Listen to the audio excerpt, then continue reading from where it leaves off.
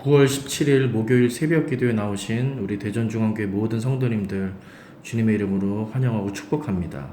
먼저 한 마음으로 하나님께 기도드리겠습니다. 사랑의 하나님, 오늘도 이 새벽에 깨워주시고 가장 먼저 주님 바라보게 하시니 감사합니다. 오늘도 사모하는 마음으로 주님 앞에 나왔사오니 인생의 주인 되신 하나님께서 우리를 불쌍히 여기사 때마다 일마다 도와주시고 은혜 내려 주옵소서. 이 시간 먼저 하나님의 말씀을 묵상하고자 합니다. 말씀을 읽을 때 은혜 주시고 말씀을 들을 때 그 말씀이 마음에 새겨지게 하시며 기도의 문이 열리게 하사 오늘 하루도 믿음으로 살아갈 힘과 능력을 얻게 하옵소서. 주님, 오늘 이 새벽에 우리 외 십자가에 달리신 예수 그리스도를 만나길 원합니다. 이 시간 앉은 자리마다 임재해 주시고 말씀 통해 예수님의 마음 배우게 하옵소서. 그래서 오늘 하루도 예수님처럼 말하고 생각하며 살게 하사 더욱더 예수님을 닮아가는 복된 하루가 되게 하옵소서. 이 시간 우리 대전중앙교회와 우리 모든 성도님들을 축복합니다. 오늘 우리가 모든 성도님들을 대신해 주님 앞에 엎드렸사오니 우리 기도를 들으사 우리 교회에 힘주시고 모든 성도들의 삶을 붙잡아 주옵소서. 오늘도 성도들의 마음과 생각을 지켜주사 가정과 일터마다 사업장마다 평안케 하옵소서.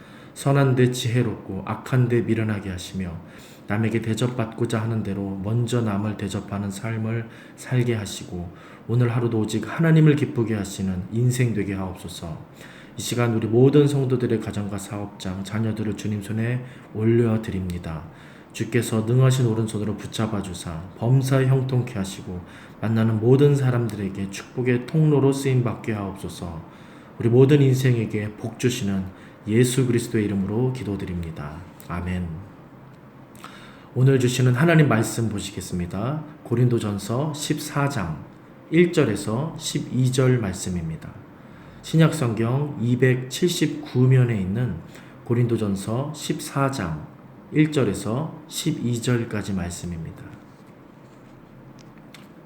함께 읽겠습니다. 사랑을 추구하며 신령한 것들을 사모하되 특별히 예언을 하려고 하라. 방언을 말하는 자는 사람에게 하지 아니하고 하나님께 하나니 이는 알아듣는 자가 없고 영으로 비밀을 말함이라. 그러나 예언하는 자는 사람에게 말하여 덕을 세우며 권면하며 위로하는 것이요 방언을 말하는 자는 자기의 덕을 세우고 예언하는 자는 교회의 덕을 세우나니 나는 너희가 다 방언 말하기를 원하나 특별히 예언하기를 원하노라. 만일 방언을 말하는 자가 통역하여 교회의 덕을 세우지 아니하면 예언하는 자만 못하니라. 그런즉 형제들아, 내가 너희에게 나아가서 방언으로 말하고 계시나 지식이나 예언이나 가르치는 것으로 말하지 아니하면 너희에게 무슨 유익이 있으리요. 혹 필이나 검은고와 같이 생명 없는 것이 소리를 낼 때에 그 음의 분별을 나타내지 아니하면 필이 부는 것인지 검은고 타는 것인지 어찌 알게 되리요. 만일 나팔이 분명하지 못한 소리를 내면 누가 전투를 준비하리요. 이와 같이 너희도 혀로서 알아듣기 쉬운 말을 하지 아니하면 그 말하는 것을 어찌 알리요. 이는 허공에다 말하는 것이라. 이같이 세상에 소리의 종류가 많으나 뜻없는 소리는 없나니 그러므로 내가 그 소리의 뜻을 알지 못하면 내가 말하는 자에게 외국인이 되고 말하는 자도 내게 외국인이 되리니 그러므로 너희도 영적인 것을 사모하는 자인즉 교회의 덕을 세우기 위하여 그것이 풍성하기를 구하라. 아멘. 오늘 함께 읽은 말씀으로 사랑을 추구하며 덕을 세우는 교회, 사랑을 추구하며 덕을 세우는 교회라는 제목의 말씀을 전해드리도록 하겠습니다. 바울은 고린도 교회를 향해 지금 아주 중요한 한 가지를 줄곧 얘기해 왔었습니다. 무엇이겠습니까? 은사입니까? 능력입니까? 아닙니다. 사랑에 대해서 말하고 있었습니다. 앞으로 가서 12장에 보시면 바울은 다양하고 화려한 성령의 은사들을 가지고 자랑하고 자신을 돋보이려고 하는 많은 고린도 교회 성도들에게 성령님은 한 분이시다 말합니다. 그리고 또 한 가지 중요한 말을 하는데 교회도 한 몸이다. 그분의 몸이기 때문에 하나이다 라고 말을 합니다. 은사의 사용법에 대해서 말하고자 함입니다. 너희에게 주신 은사는 다양하지만 주신 분은 한 분이시다. 그래서 그 한 분을 높이는 일을 해야 한다. 그게 은사를 사용하는 지혜로운 방법이다라고 말하는 것입니다. 그리고 너희의 공동체이며 너희 몸이 되는 성령의 몸이 되시지만 성도의 몸이 되는 교회, 이 교회를 하나로서 세우기 위해 너희의 은사가 사용되어야 한다라고 연속적으로 말하고 있었습니다. 그리고 나서 12장 마지막 절 31절이 중요한데요. 이 말씀을 다시 한번 보시면 이렇게 바울이 말합니다. 너희는 더욱 큰 은사를 사모하라. 내가 또한 가장 좋은 길을 너희에게 보이리라. 은사 사용법을 한 가지 더 알려주겠다라고 말하는 건데요. 더 차원 높은 목적으로서 그 은사의 사용법에 대해서 말해주겠다. 바울이 그렇게 선포한 것입니다. 그것이 무엇이었습니까? 그것이 바로 사랑입니다. 사랑. 그래서 13장은 내내 이 사랑에 대한 말을 합니다. 은사에 대해서 말하지만 결론은 이것입니다. 사랑. 이 한 가지가 은사로 나아가야 할 한 가지 방향, 목적이 된다, 비전이 된다 말하는 것입니다. 여기서 사랑이 은사의 한 종목으로서 생각되는 경우가 많이 있는데 그것이 아닙니다. 여러 다양한 은사가 나아가야 할 길, 나아가야 할 목적이 바로 사랑이 되어야 한다라는 뜻입니다. 31절에서 말하는 큰 은사가 사랑이 아니라 은사들이 사용되는 가장 좋은 길, 이것이 사랑이라는 뜻으로서 바울은 말하고 있는 것입니다. 이 말씀을 제가 14장을 시작하면서 다시 굳이 왜 반복을 하냐면은 이 12장과 13장의 은사에 대한 이런 바울의 사상이 14장 오늘 말씀에 그대로 이어지면서 발전하고 있기 때문입니다. 12장과 13장의 이해 없이 14장은 절대로 이해될 수 없는 그런 구조입니다. 오늘 본문을 보십시오. 무엇에 대해서 말씀을 합니까? 예언이나 방언에 대한 말씀이 아니라 무엇입니까? 덕에 대한 말씀을 하고 있습니다. 그리고 오늘 본문 1절, 처음 시작하는 1절을 보시면 이렇게 말합니다. 사랑을 추구하며 신령한 것들을 사모하라. 사랑을 추구하며 신령한 것들을 사모하라. 이 말씀이 오늘 본문의 전체 주제가 됩니다. 그래서 제목으로 세우기도 했습니다. 신령한 것을 사모하라가 아니라 무엇을 사모하라는 것입니까? 사랑을 사모하라. 사랑을 추구하라 말하는 것입니다. 신령하다고 쫓기보다 사랑을 추구하는 신령한 것들을 쫓으라는 것입니다. 사랑을 추구하는 것이 중요한 것입니다. 그리고 이 4장을 14장 오늘 본문에서는 이 덕이라는 것으로 발전시켜 나가고 있는 것입니다. 그래서 이런 맥락을 생각하면서 본문을 통해 바울이 우리에게 요청하고 기대하는 진정 사랑을 추구하며 덕을 세우는 이런 일이 과연 어떤 일인지 한번 살펴보며 우리가 살아가야 할 그 길에 대해서 생각해보고 결단해 보도록 하겠습니다. 두 가지 내용입니다. 첫째는 사람에게 유익한 일을 하는 것. 이것이 사랑을 추구하고 덕을 세우는 길인 것입니다. 사람에게 유익한 일을 하는 것입니다. 바울은 방언도 중요하고 소중한 은사이지만 특별히 무엇을 하라고 했습니까? 예언을 해라. 그렇게 말합니다. 그 이유는 2절에 나옵니다. 방언은 하나님께만 하는 비밀스러운 소통이고 예언은 사람에게 하는 알아듣기 쉬운 소통이기 때문입니다. 그리고 3절에 보시면 뭐라고 말합니까? 그것이 덕을 세우고 권면하며 위로하는 것이라고 말합니다. 그리고 6, 7절에서는 뭐라고 합니까? 그것이 유익한 것이다. 유익하다. 예언에 대해서 그렇게 장점들을 이야기합니다. 이 모두는 누구에 대한 것입니까? 바로 사람에 대한 것입니다. 믿는 사람과 믿지 않는 모든 사람들에 대한 것입니다. 그들을 위로하고 세우고 권면하고 유익하는 그런 일.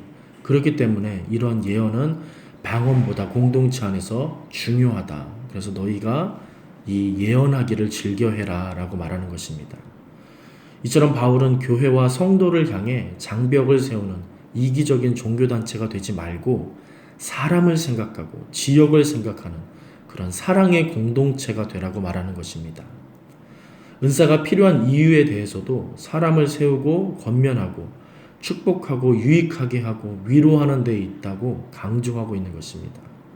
그것이 성도의 정체성이고 교회의 존재 이유라는 것입니다. 그래서 바울은 사랑 없으면 아무것도 아니다. 그렇게 말했던 것입니다. 사랑이 없으면 아무 소용도 없다라고 말했던 것입니다. 그리고 오늘 9절을 보시기 바랍니다. 다른 사람에게 유익을 줄 수 없다면 어떠한 것이 된다고 합니까? 허공에다가 말하는 것과 같이 아무 의미 없는 것이 된다라고까지 말합니다. 바울이 2차 선교 여행 때 특별한 일을 경험합니다. 마게도냐 사람의 환상을 봅니다. 마게도냐 사람이 어서 와서 우리를 도우라 그렇게 손짓하는 모습, 그런 음성을 듣게 됩니다. 그런데 바울이 어떻게 합니까? 자신의 계획과 다른 길이었는데 그 길을 따릅니다. 자신의 길을 수정하고 그 길을 따릅니다. 그 음성을 쫓아갑니다. 그 사람의 음성이 성령의 음성이라고 여긴 것이기 때문입니다. 왜 그렇겠습니까? 선교 사역은 자신을 위해 하는 것이 아니라 다른 사람을 위해 하는 일이기 때문입니다. 다른 사람 섬기고 다른 사람 세우고 그렇게 다른 사람을 돕고 위로하고 권면하고 그 다른 사람들에게 유익을 주는 일이 선교이기 때문에 자신의 방향을 그쪽으로 틀 수 있었던 것입니다. 내 뜻을 관철시키고 내 비전을 이루는 일이 선교가 아니라 다른 사람을 위해 죽으신 예수님의 뜻을 이루는 것이 바로 이 복음 전도하는 선교이기 때문입니다. 이처럼 바울은 성령이 우리에게 주신 은사를 다른 사람 세우고 섬기는 데에 사용해야 한다고 강조하는 것입니다. 그것이 바로 사랑을 추구하며 덕을 세우는 교회의 길이다. 믿는 성도의 길이다 라고 말하는 것입니다. 오늘날 우리의 교회와 믿는 그리스도인들이 이런 하나님의 뜻을 추구하며 사랑의 길, 덕의 길로 나아갔다면 우리의 길이 혹 십자가의 길, 고난의 길이 될지언정 어떻겠습니까? 지탄받고 조롱당하고 거부당하는, 세상에 대하여 그렇게 거부당하는 그런 일은 아마 없었을 것입니다. 우리 대전중앙교회 모든 성도님들 다시 한번 말씀을 통해 하나님의 생각을 그 안에 공급받으시길 바랍니다. 그래서 그 길 가길 결단합니다. 그렇게 하나님 앞에 믿음으로 예배자로서 다시 한번 서시는 은혜가 있게 되시길 바랍니다. 신령하고 신비로운 종교인이 되기보다 친근하고 따뜻한 친구 같은 그리스도인이 되시길, 또 지역에서 우리 교회가 그런 친구 같은 교회가 되기를 간절히 바랍니다. 두 번째입니다. 두 번째, 사랑을 추구하며 덕을 세우는 그 교회와 성도의 길은 하나님을 나타내는 일을 하는 것입니다. 하나님을 나타내는 일. 4절을 보시기 바랍니다. 방언을 말하는 자는 누구의 덕을 세운다고 말합니까? 자기의 덕을 세우느니라 라고 바울이 말합니다.